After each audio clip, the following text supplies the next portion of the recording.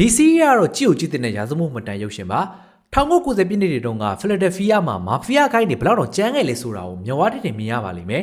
ဂျွန်စတီဗာနဲ့ဂျိုဝီမာလင်နိုတို့ရဲ့ပြိုင်ဆိုင်မှုကအတော်လေးကိုစိတ်ဝင်စားဖို့ကောင်းတယ်သစ္စာဖောက်မှုတွေအကြမ်းဖက်မှုတွေနဲ့အာဏာအတွက်ဘာမဆိုလုပ်ခဲ့တဲ့အကြောင်းတွေကိုရင်တစ်ထည့်လေးနဲ့ကြည့်ရမှာပါမာဖီးယားဇလန်ကြိုက်တဲ့လူတွေအတွက်တော့လက်မလွတ်သင့်တဲ့ဇာတ်ကားလေးပဲဖြစ်ပါတယ် DC ကလည်းတကယ်ကိုကြောက်စရာကောင်းပြီးလူဝက်ဆန်းကျတဲ့အီတလီရာဇဝတ်သမိုင်းပုံပေါ်ထားတာပဲဖြစ်ပါတယ်ဇုံထဲတွေကိုတက်ဖြတ်တဲ့လူသမားရဲ့အမှုကဖြေရှင်းရခိုင်ရှုပ်ထွေးလွန်းလို့စုံစမ်းရေးသမားရဲ့နှစ်ပေါင်းများစွာခေါင်းမူတောက်ခဲ့ရပုံကိုရင်ခုန်စိတ်လှူရှားပွဲရကြည့်ရပါလိမ့်မယ်အထူးသဖြင့်1968ကအမှုနဲ့ချိတ်ဆက်မိတဲ့အခါအမှုကဘလို့ဇက်ချုပ်သွားမလဲဆိုတာကိုစိတ်ဝင်စားစရာကောင်းအောင်ရိုက်ပြထားတာပဲဖြစ်ပါတယ်ဒီအင်ဒိုနီးရှားဟော်ရာမူဗီကလည်းဇွန်မီဇာကပရိသတ်တွေအတွက်အကြိုက်တွေ့စင်မှာသိကြပါတယ်အတော်လေးကိုသွေးတဲ့တန်ရုံများပြီးကြောက်စရာကောင်းပါတယ်အထူးသဖြင့်မိသားစုပြဿနာတွေကြားထဲကနေအသက်ရှင်မှုတိုက်ပွဲဝင်ရတဲ့စိတ်ခံစားမှုပိုင်းဆိုင်ရာဒရမာကိုလည်းပေါင်းစပ်ပေးထားတော့ပုံမှန်ဇမီကားတွေပို့ပြီးဆွဲဆောင်မှုရှိတယ်ထိတ်လန့်စရာကောင်းလေးတကားတော့ကြည့်နေတယ်ဆိုရင်တော့မလွဲမသွေရွေးချယ်သင့်ပါတယ်ခရစ်စတန်ဘဲနဲ့အဒမ်ဘရိုဒီရဲ့ chemistry မိချက်ကတော့အရင်လိုပဲ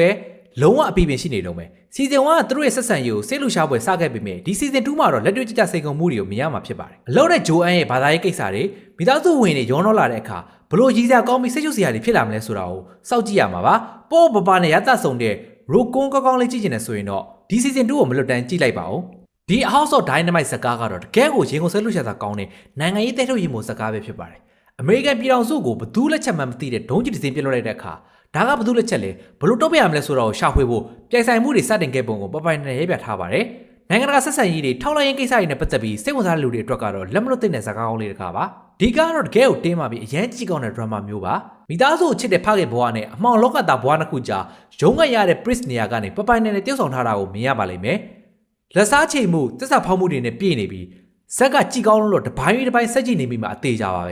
ဒီ6ပိုင်းပါတဲ့စီးတိုလေးကတော့စိတ်လှရှောင်မှုအပြည့်ပေးနိုင်မဲ့ဇာတ်ကားမျိုးပဲဖြစ်ပါတယ်တာမန်စပိုင်ကားလိုမျိုးအရှိသက်သက်မဟုတ်ဘဲနဲ့ဇက်ကောင်တွေရဲ့စိတ်ခံစားမှုနဲ့အတွင်းစိတ်ကိုအဓိကဖော်ပြထားတာကအရန်ကောင်းတယ်စပိုင်မိကလေးတယောက်ကလူဆိုးရဲ့မိန်းမနဲ့ခင်မင်သွားတဲ့အခါတောင်ဝန်နဲ့လူသားချင်းစာနာမှုတွေကြားမှာဘလို့ရွေးရှေ့ရခက်လဲဆိုတာကိုစိတ်ဝင်စားကြည့်ရပါလိမ့်မယ်ဒီကားကတော့တကယ်ကိုတွေးကြတယ်ပြီးရင်ထဲဆွဲမြဲစေမဲ့ဇက်ကားမို့လုံးဝကိုလက်မလွတ်တဲ့ဇက်ကားလေးလည်းဖြစ်ပါတယ်ကျွန်တော်တို့ဘဝမှာဒီလိုသာဖြစ်ခဲ့ရင်ဆိုတဲ့အတွေးမျိုးကိုလက်တွေ့ဆက်ဆံဖော်ပြပေးတယ်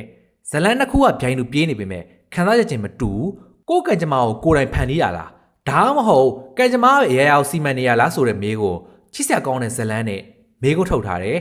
အတွေးနဲ့နဲ့ပေါ့ပေါ့ပါလေးကြည့်ကျင်သူတွေအတွက်ကတော့ကောင်းမွန်တဲ့ရွေးချယ်မှုတစ်ခုပဲဖြစ်မှာပါဒီ Dead Win Season 3ကတော့ Rotten Tomatoes မှာ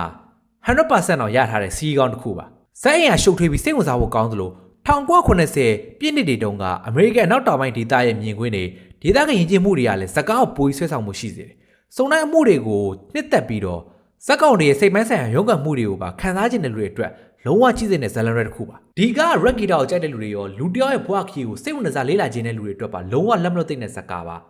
ဒီကားရဲ့ဇက်ကောင်ကသူ့ရဲ့ဘဝကိုဘယ်လောက်ထိပုပ်ပွင့်လင်းလင်းချပြထားလဲဆိုတာကိုကြည့်ပြီးတကယ်ကိုမှ surprise ဖြစ်ရပါလိမ့်မယ်သူ့ရဲ့အမှုပညာခီးကိုရေးကိုယ်တာအတွေ့အကြုံတွေကနေသင်ခန်းစာတွေအများကြီးရနိုင်တယ်ဒီကားကတကယ်ကိုရင်ခုန်ဆက်လို့ရှာတာကောင်းပြီးလှုပ်ဝက်ဆန်းကျင်မှုတွေနဲ့ပြည့်နေတဲ့ဇက်ကားမျိုးပါလောင်ကစားလောကရဲ့နောက်ကွယ်ကလူသားဆန်တဲ့ဒရမာတွေအချစ်ဇာတ်လမ်းတွေနဲ့ကံကြမ္မာရဲ့ဆန်းကျင်မှုတွေကိုကြည့်ရင်ကိုယ်တိုင်မှာပါဝင်ခံစားရပါလိမ့်မယ်အဲ့တော့ Rio ရဲ့ခန္ဓာတောက်ပမှုနောက်ကွယ်ကပေါင်မိုက်တဲ့မျက်နှာစာကိုပြဖော်ပြထားတယ်အာနာယူတဲ့စိတ်ပြိုင်ဆိုင်မှုပြင်းထန်တဲ့မိသားစုချင်းရံပွဲတွေကဇလန်းကိုပို့ပြီးအရသာရှိစေတယ် Gangster ဇလန်းတွေသစ္စာဖောက်မှုနဲ့အကြမ်းဖက်မှုတွေပါတဲ့ Cry Drama ကိုကြိုက်တဲ့လူတွေအတွက်ကတော့ကြည့်လို့ကောင်းမယ်ဇလန်းတွေတစ်ခုပါအဲ့ချမ်းမြေလောကရဲ့နောက်ကွယ်ကပြိုင်ဆိုင်မှုတွေအချစ်ဇလန်းတွေနဲ့ကိုရေးကိုယ်တာပြဿနာတွေကိုကြည့်ရင်ကိုယ်တိုင်မှာပါဝင်ခံစားရပါလိမ့်မယ်ဒီတစ်ခါမှာတော့ OA ချမ်းက agent တွေစီမှာဒရမာတွေရံပွဲတွေနဲ့စိန်ခုံမှုအသစ်တွေပိုပြီးပြည့်ထန်လာတော့မှာပါဒီကားကလည်းကြောက်စရာကောင်းပြီးစိတ်ဝင်စားစရာကောင်းတဲ့ဇလန်းမျိုးပါပဲကလေးတွေရဲ့ဝိညာဉ်ကိုစားသုံးပြီးအသက်ရှင်နေတဲ့မသိမျိုးတယောက်ရဲ့ဇလန်းကတကယ်ကိုမှထိတ်လန့်စရာကောင်းတယ်တဘာဝလုံးထိတ်လန့်သေးဖို့ဇလန်းတွေကိုကြိုက်တဲ့လူတွေအတွက်ကတော့လုံးဝအကြိုက်တွေ့စေမှာပါဒါပေမဲ့တချို့ဝေဖန်သူတွေကဇလန်းထွေးပြေးချင်းသွားထားတာမျိုးဖြစ်နေလို့ပြေးစရာကောင်းတယ်လို့လည်းပြောကြတယ်ဘေးရဲ့မိသားစုဒရမာတွေကတချို့နေရာမှာဆိုမလိုလားအပဲရှုပ်ထွေးနေလို့လည်းထောက်ပြကြတယ်ဘလို့ပဲဖြစ်ဖြစ်ထူးခြားတဲ့စိတ်ကူးနဲ့နတ်ဆိုးနဲ့လူသားတိုက်ပွဲကိုကြည့်ကျင်သူတွေအတွက်ကတော့ကြည့်ရှုသင့်တဲ့စီးရီးတစ်ခုတော့ဖြစ်ပါတယ်ဒီကားရဲ့အဆိုတော်ရဲ့ပရိသတ်တွေရောဂီတသမားတစ်ယောက်ရဲ့ဘဝခီးကိုစိတ်ဝင်စားလေးလာကြုံနေလူတွေအတွက်ပါလုံးဝလက်မလွတ်သင့်တဲ့ဇာတ်ကားပါသူ့ရဲ့ဘဝကိုဘယ်လောက်ထိပို့ဝင်လင်းလင်းချပြထားလဲဆိုတာကိုကြည့်ပြီးတော့အားလုံးပဲ surprise ဖြစ်ရပါလိမ့်မယ်သူ့ရဲ့အမှုပညာခီးကိုရေးကိုယ်တာတွေ့ကြုံနေရနေသင်ခန်းစာတွေအများကြီးရနိုင်တယ်တကယ်ကိုလေးနဲ့ပြီးစိတ်ဝင်စားတာကောင်းတဲ့မှတ်တမ်းရုပ်ရှင်ပါ The Witcher ပရိသတ်တွေအတွက်ကတော့ဒီ season 4ကလုံးဝလက်မလွတ်တဲ့ဇာတ်လမ်းတွဲပါပဲသူတို့သုံးကဘယ်လိုပေါင်းစည်းကြမလဲရန်သူတွေကိုဘယ်လိုရင်ဆိုင်ကြမလဲဆိုတာကိုရင်တစ်ထည့်ထည့်နဲ့စောင့်ကြည့်ရမှာပါအရှင်စိတ်ကူးရဲ့ဆံမှုနဲ့ drama အပြည့်နဲ့ဇာတ်လမ်းကောင်းကြည့်ကျင်နေဆိုလို့ရှိရင်တော့ အခုပဲကြည့်လိုက်ပါဒီကရီလဲရီရတယ်လို့ငိုလဲငိုရမယ်ဒရမာကားလေးတစ်မျိုးပါပဲကားတစ်စီးအတွက်တဲတန်စူးစမ်းနေတဲ့သားနဲ့ကြောက်ကက်အစ်စ်အတွက်အသက်လူနေတဲ့အဖေတို့ရဲ့ဇလံတကယ်ကိုကြည့်လို့ကောင်းတယ်ပြင်သစ် Red Locker ကဘလောက်ထိအဆင့်တန်းမြင့်ပြီးရေချင်းရှိလဲဆိုတာကို DC ကနေအပီးပြင်းမြင်ရပါလိမ့်မယ်။ဒိုင်းတွေအဖြစ် SCH နဲ့ SDN တို့ပါဝင်တာကကိုကြည့်ရှုသူတွေအတွက်အာမခံချက်တစ်ခုပါပဲ။ Hip Hop နဲ့ Rap Guitar ကိုစိတ်ဝင်စားရင်ဒါမှမဟုတ်ပြိုင်ဆိုင်မှုတွေပြင်းထန်တဲ့ Reality Show တွေကိုကြိုက်ရင်ဒီ Rhythm Plus Flow France Season 4ကလုံးဝကိုကြည့်တင်ပါတယ်။ဒီက Social Media ပေါ်ကဟန်ဆောင်မှုတွေပကာသနာတွေကိုပျော်ပျောင်တင်းတင်းသရော်ထားသလိုမိခင်ဦးရဲ့ရုန်းကန်မှုတွေကိုလည်းဖော်ပြထားတဲ့ဇက်ရင်ခိုင်မာတဲ့စီးရီးတစ်ခုပါပဲမတူညီတဲ့ဇက်ကောင်တစ်ခုပေါင်းစပ်မှုကနေထွက်လာတဲ့ဟာသားနဲ့တင်းမာမှုတွေကလည်းအရန်ကြီးလို့ကောင်းပါတယ် Good Guess ဒါမှမဟုတ် Eventing Anna လိုမျိုးရည်စရာလဲကောင်းညင်ညင်နဲ့လဲပါတဲ့ရာဇဝမှုဇလန်းတွေကိုကြိုက်တယ်ဆိုလို့ရှိရင်ဒီစီးရီးကိုတော့လက်မလွတ်သင့်ပါဘူးဒီ Medical Drama ကတော့ပုံမှန်ဆေးရုံကားတွေထပ်ပို့ပြီးအလှည့်ပြောင်းများရလို့ပြောရမယ်